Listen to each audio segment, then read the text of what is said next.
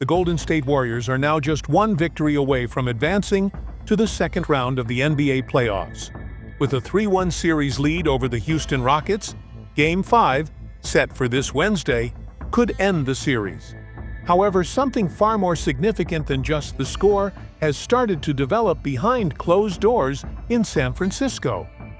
Jimmy Butler's powerful showing in Game 4, following his recovery from a worrisome tailbone injury, has reignited an internal discussion within the team. The debate, which had been building quietly, has now gained serious momentum. The Warriors may be preparing to reshape their roster before their postseason run even finishes. According to sources close to the team, Butler's play is at the center of that decision. After a painful fall in Game 2, Butler's ability to continue in the series became uncertain. His absence in Game 3 was clearly felt. Jalen Green of the Rockets exploded for 38 points, clearly exposing Golden State's weakened defense without their newest star. But Butler returned in Game 4, and it looked as though he had never left. He posted 27 points, went 12 for 12 from the free throw line, and handed out 6 assists. More importantly, he took full control on the court. His performance made such an impact that ESPN's Jay Williams called him not just a star, but the best technical teammate in the league. Butler's leadership, unexpected but clear, brought a key question to the surface. Just how far can this team go with him as the centerpiece, and who should be the supporting cast around him?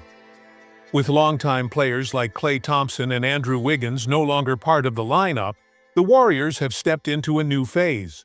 The core that built a dynasty has given way to a lighter, more flexible team, but also one that's less stable. Butler's arrival mid-season brought exactly what Golden State had been missing: presence, intensity, and a winning mindset that spreads across the team. And he's not doing it alone. Buddy Hield, acquired in a trade, and Gary Payton II have also been major contributors. Hield scored 17 points and grabbed 3 steals in Game 3. Payton added 16 points on extremely efficient shooting, filling in the gaps with precision. Behind the scenes, however, changes haven't stopped. Now that Butler is healthy and leading with energy, the Warriors are looking to add a major piece in the paint.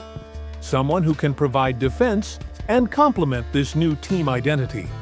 2 names have surfaced in discussions: Brooklyn's Nick Claxton and New Orleans' Jonas Valanciunas. Both are possible trade options, with deals likely involving draft picks and developing young talent. The plan is simple: keep the productive, versatile players already in place, while fixing the one area where Golden State still struggles.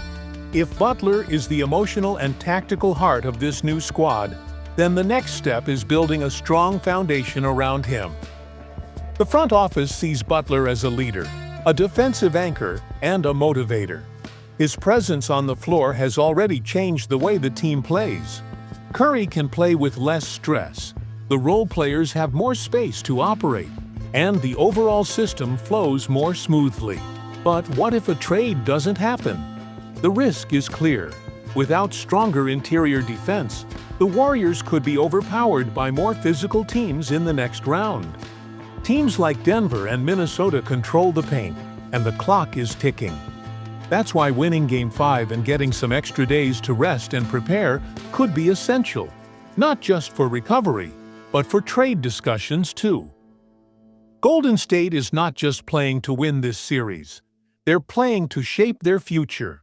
With the old era behind them and a new one possibly beginning with Butler as the centerpiece, every choice the front office makes could shape the next few seasons. And it all starts right now. If you were the general manager, would you stick with the current core or go after a dominant big man? Drop your thoughts in the comments. To understand how the Warriors reached this turning point, with Butler leading a comeback campaign and the team just one step away from advancing, we need to go back in time. Before Butler's rise, before Podziemski emerged, and even before this current roster took shape. During last year's quiet offseason, when most of the league was focused on Damian Lillard and James Harden, another rumor quietly started to gain attention. The Utah Jazz might be open to hearing offers for Lauri Markkanen. At first, it seemed like just another rumor, but it quickly caught the interest of smart scouts, and one team stood out. With an aging core and an uncertain path forward, the Warriors realized they needed to act. Thompson and Wiggins were no longer seen as long-term pieces, and the front office wanted to add a new player who could help them stay competitive without sacrificing the future. Markkanen, with his height, versatility, and efficient offense, looked like the perfect fit. Talks began, but then they ran into an unexpected roadblock: Brandon Podziemski. The rookie had barely seen NBA action, yet Danny Ainge saw him as the key to any deal. Not Jordan Poole, not draft picks. The message was clear: if Golden State wanted Markkanen, they had to give up Podziemski. At the time, the choice was tough. Podziemski was still a mystery, full of potential but unproven. The team was filled with veterans, and he hadn't yet earned his place. Still, the Warriors said no. They kept their young gem, and with that, the Markkanen deal fell apart. Draymond Green later said the deal stalled because of Ainge's high demands. "He doesn't give up stars easily," Green remarked. That one sentence might summarize the entire situation. The Jazz were never truly trying to trade Markkanen. They were testing how much others would offer. Now, fast forward to today. The Warriors lead the series against Houston, and new stars are stepping up right in front of us. Game 4 of the first round became a major moment. With Curry playing quietly and Butler drawing Houston's full attention, Brandon Podziemski took charge. He scored 26 points, hit 9 of his 18 shots, made 6 three-pointers, grabbed 5 rebounds, and dished out 5 assists. But those stats only tell part of the story. On the floor, he showed more than just skill. He showed intelligence, maturity, and perfect timing. In a must-win game, the rookie didn't just participate, he controlled long stretches. And when the pressure increased, he was the one who kept the Warriors in the game. This is the same player the Jazz wanted in that deal, the one the Warriors refused to trade. That decision is now looking smarter by the day, because sometimes it's not the trades a team makes that shape their future, but the ones they avoid. In this case, holding on to Podziemski may have signaled the start of a new era. That doesn't mean the Jazz were wrong. In fact, they were ahead of the curve. They recognized Podziemski's potential before most others did. They saw not just a talented player, but someone with the mindset needed to succeed. And if he's already shining in the playoffs, imagine how he might perform on a rebuilding team, where he'd have more room to make mistakes, learn, and lead. That type of long-term thinking is what still gives Utah fans hope. They won't get Podziemski now, but it's clear they're targeting young players who fit that mold. Talented, driven, and ready not just to play, but to grow with the team. That mindset is rare in today's NBA, where star players change teams almost every year. Building something stable feels like a lost art, but the Jazz seem to understand the importance of patience and long-term planning in their decisions. Meanwhile, the Warriors face a different kind of challenge.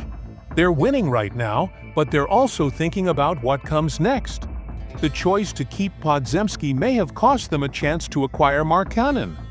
But it might have also unlocked a different path forward, one where veterans provide the wisdom and the younger players carry the load. Jimmy Butler represents this new direction, but Podziemski could be the one who determines just how far this team can go. Because the playoffs are where legacies are made and where bold decisions either succeed or fall apart. What about you? Do you think the Warriors made the right call? Would you have preferred to see Markkanen join the team? Or is Podziemski proving to be the right piece at the perfect time? Let us know in the comments. And if you're curious about which other Western Conference teams are still keeping an eye on Podziemski, or who the next surprise breakout star of the postseason might be, stick around. Like the video, subscribe to the channel, and turn on notifications. Because when the games end, the real stories begin. And that's where the most fascinating moments happen.